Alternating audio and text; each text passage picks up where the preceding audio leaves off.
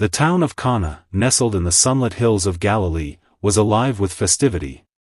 Guests streamed into the wedding feast, their colorful garments catching the light as they laughed and embraced one another. Inside the courtyard, tables groaned under the weight of platters filled with figs, olives, bread, and roasted meats. Musicians played lively tunes on flutes and lyres, and children darted between the adults, their laughter ringing out. At the center of the celebration were the bride and groom, radiant and happy, seated in a seat adorned with flowers. The joy of the occasion was palpable, a shared sense of community and blessing. As the day stretched into evening, servants moved quickly among the guests, refilling cups with wine and ensuring everyone was cared for. But behind the scenes, whispers of concern began to ripple among the hosts. The wine, an essential part of the wedding feast, was running dangerously low. Mary, the mother of Jesus, noticed the tension. She leaned toward her son, seated quietly among the other guests, and whispered, "They have no more wine." Jesus looked at her with calm but cryptic words. "Woman, why do you involve me? My hour has not yet come."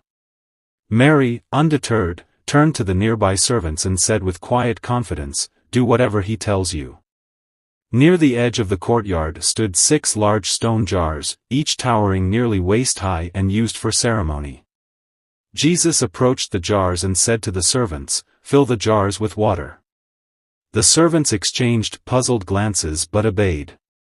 One by one, they carried buckets of water from the well, pouring them into the jars until each was filled to the brim. The crowd continued to celebrate, oblivious to the quiet, mysterious work happening nearby. Jesus then instructed the servants, "Now draw some out and take it to the master of the banquet." Nervously, one of the servants dipped a ladle into the jar and carried it to the banquet master, his hands trembling slightly.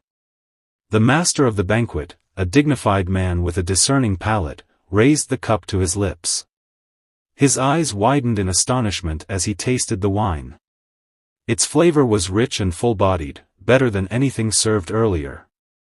He turned to the groom with a broad smile and said loudly enough for all to hear, "Everyone brings out the choice wine first and then the cheaper wine after the guests have had too much to drink. But you have saved the best till now." The crowd murmured in delight, raising their cups to toast the groom, who looked bewildered but grateful. Standing nearby, Jesus' disciples watched the scene unfold, their expressions a mix of wonder and reverence. They had seen the jars filled with water and now witnessed the miracle of transformation. This was no ordinary man they followed. Peter leaned toward John, whispering, "Did you see that? Water turned to wine, just like that." John nodded, his gaze fixed on Jesus, who stood quietly, blending into the crowd once more. As the master of the banquet ordered the new wine to be served, the guests clinked their cups and laughed, oblivious to the divine power at work among them. The bride and groom, relieved and overjoyed, basked in the happiness of their guests. Jesus stood to the side, watching the celebration with a gentle smile. Mary approached him, her expression a mix of pride and quiet understanding. He had answered her request, not just for the sake of the wine but to reveal a glimpse of his glory. As the celebration continued, the disciples gathered around Jesus. They didn't speak, but the awe in their eyes said it all. This was the beginning of something extraordinary. The miracle at Cana was more than an act of kindness. It was a sign of who Jesus truly was, the one who could transform the ordinary into the extraordinary, who could bring joy and renewal in unexpected ways. Above the festive sounds of the wedding, the disciples felt their faith deepen, their hearts filled with wonder and gratitude for the one they followed.